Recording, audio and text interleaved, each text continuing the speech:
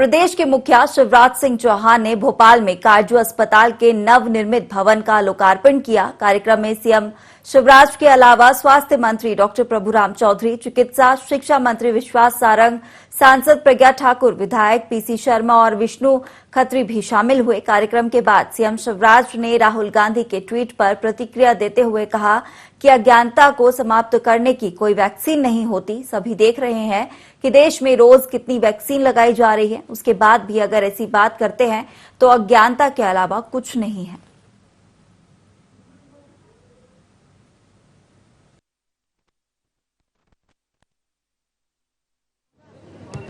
मित्रों, कोविड की तीसरी लहर से लड़ने की हम तैयारी कर रहे हैं। जैसा हमने बार बार कहा कि निश्चिंत होने की आवश्यकता नहीं है। भोपाल में आज भी, भोपाल नहीं पूरे मध्य प्रदेश में आज भी 43 केस आए, 33 तक पहुंच गए थे। 33 से बढ़ के 38 हुए, 38 से बढ़ के 40 हुए, 40 से बढ़ के 43 हुए। अब जब केस बढ़ रहे हैं तो हम निश्चिंत कैसे बैठ सकते हैं? बाकी प्रदेशों में भी कुछ जगह बढ़ रहे हैं, दुनिया के बाकी देशों में बढ़ रहे हैं।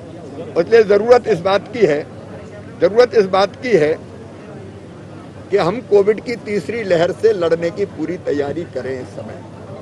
और इसी कड़ी में कल हम लोग शहडोल गए थे। हाँ, तीसरी लहर की शहडोल संभाग की व्यवस्थाएं मैंने देखी।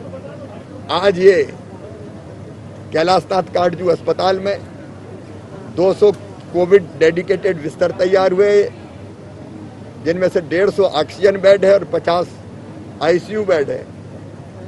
इसके साथ भोपाल में बाकी अस्पतालों में भी क्या व्यवस्था की जाएगी, उस पर भी हम लोग काम कर रहे हैं। कल मैं इंदौर जाऊंगा, 7 तारीख को जबलपुर जाऊंगा।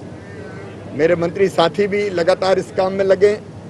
तो संभावित तीसरी लहर अगर आती है तो उससे लड़ने के लिए जो आवश्यक व्यवस्थाओं का निर्माण करना है, चाहे अस्पताल में बिस्तर हो, चाहे ऑक्सीजन प्लांट हो, दवाइयों की व्यवस्था हो, वैक्सीनेशन तेजी से करना हो, उन सब प्रयासों में हम लगे हैं। और ये कैलाशनाथ काटजू डेडिकेटेड कोविड अस्पताल ऐसी स्थिति में जो हम केयर इंडिया के सहयोग से चलाएंगे, बहुत महत्वपूर्ण भूमिका का निर्वाह करेगा। जनता को बहुत बड़ी सुविधा मिली है भोपाल की जनता को। अब अज्ञान को समाप्त करने की कोई वैक्सीन का डोज तो होता नहीं है। और रोज देश में देख रहे हैं हम कितनी वैक्सीन लग रही है। इसके बाद मुझे लगता है कि ऐसी बात अगर करते हैं तो अज्ञानता के अलावा कुछ नहीं।